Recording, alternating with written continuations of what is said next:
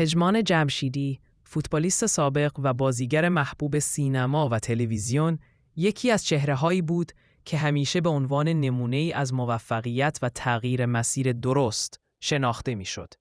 اما ناگهان در اواخر پاییز 1304 خبرهایی منتشر شد که نام او را درگیر یکی از پرحاشیه‌ترین پرونده‌های سالهای اخیر کرد. ابتدا رسانه‌ها نوشتند که یک بازیگر سرشناس با شکایتی به اتهام تجاوز به عنف روبرو شده است.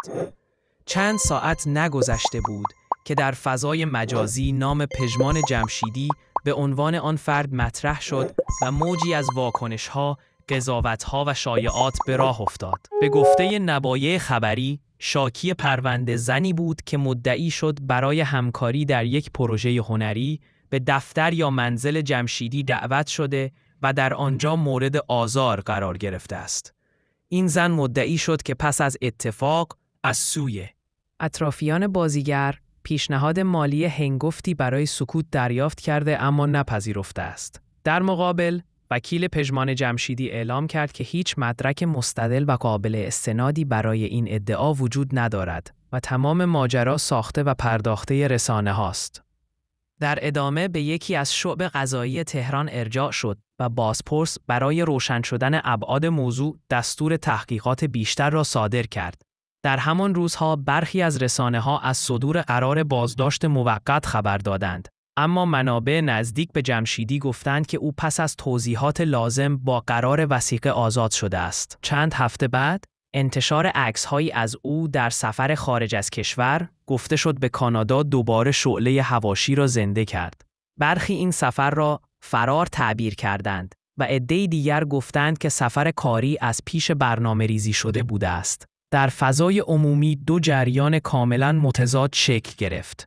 گروهی معتقد بودند که تا زمانی که حکم قطعی صادر نشده نباید او را محکوم دانست و باید اصل براءت رعایت. مشهور خواستار شفافسازی کامل از سوی مراجع رسمی شدند.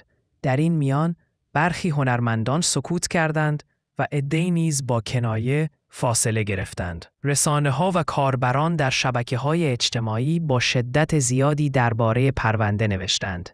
برخی از صفحات ادعاهایی مطرح کردند که هیچ منبع معتبری تاییدشان نکرده بود و حتی بعضی خبرگزاری‌ها هشدار دادند که انتشار جزئیات غیر موثق می‌تواند پیگرد قانونی داشته باشد.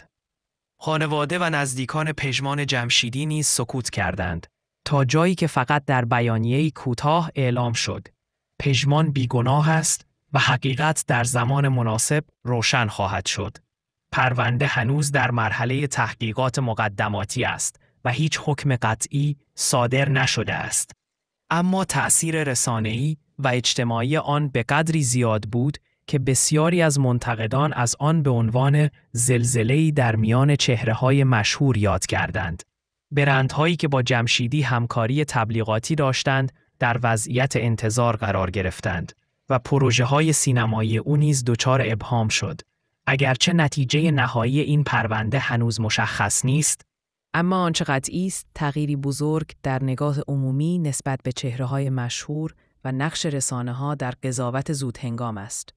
پژمان جمشیدی حالا در مرکز طوفانی قرار گرفته که ممکن است مسیر حرفه‌ای و اجتماعیش را برای همیشه تغییر دهد، چه بیگناه باشد چه نه.